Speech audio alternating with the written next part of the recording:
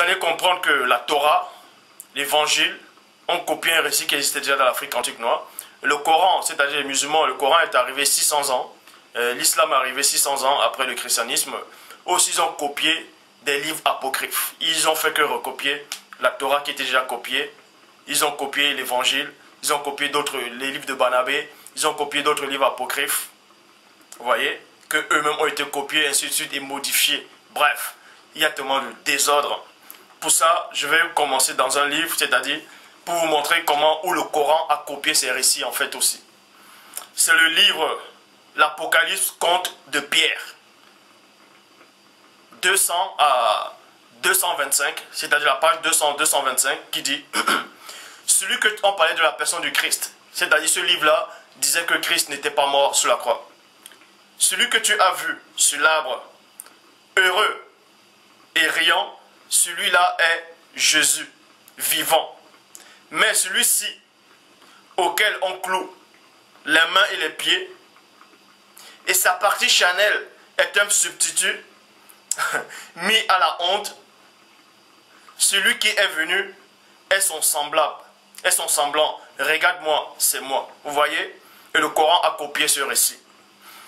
Je vais aller dans un autre livre, livre de Gnostic, deuxième traité du grand 7. Vous allez voir dans le numéro 100 à 200 qui dit « Celui qui buvait du fiel et du miel n'était pas moi. Il me flagellait avec du réseau, point. C'était un autre. Celui qui portait la croix sur son épaule, c'était Simon, point. C'était un autre qui recevait la couronne d'épines, point. » On va aller dans un autre livre qui a bel et bien existé avant le Coran. Papyrus du Nag Hammadi dit « Je n'étais mort qu'en apparence, dit en substance Jésus.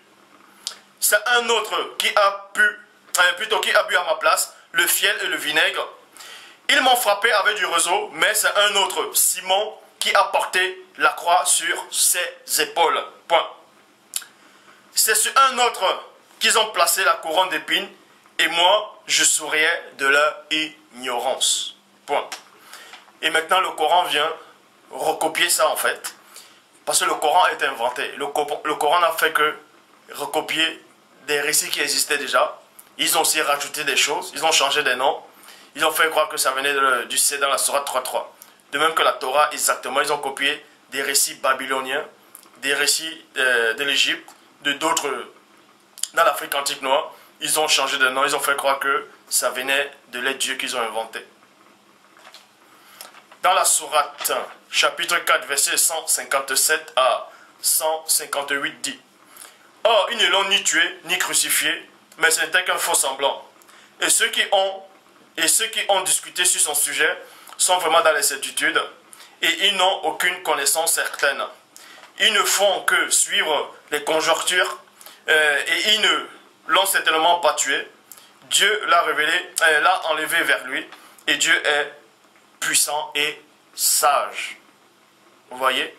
Donc vous montre bel et bien que le Coran n'a fait que reprendre des textes qui existaient déjà. De même que même dans le Coran, il est dit que Marie, mère du Christ, a accouché sur un palmier avec douleur. Or, le livre de Barnabé contredit ça. Et ce récit, soi-disant Marie qui a accouché sur un palmier avec douleur, ce récit existait déjà avant le Coran dans un autre livre. Donc, tout ce que le Coran dit, ils ont copié ça dans d'autres livres déjà. Donc, c'est pour vous dire que le Dieu que vous croyez embrasser là, ce n'est pas Dieu. Libre à vous d'accepter ou de ne pas accepter. Moi, je fais que ce que le Père me demande de faire. Vous pouvez dire que je suis en train de séduire les gens, c'est votre problème. Là, c'est vous qui allez rendre compte au Père.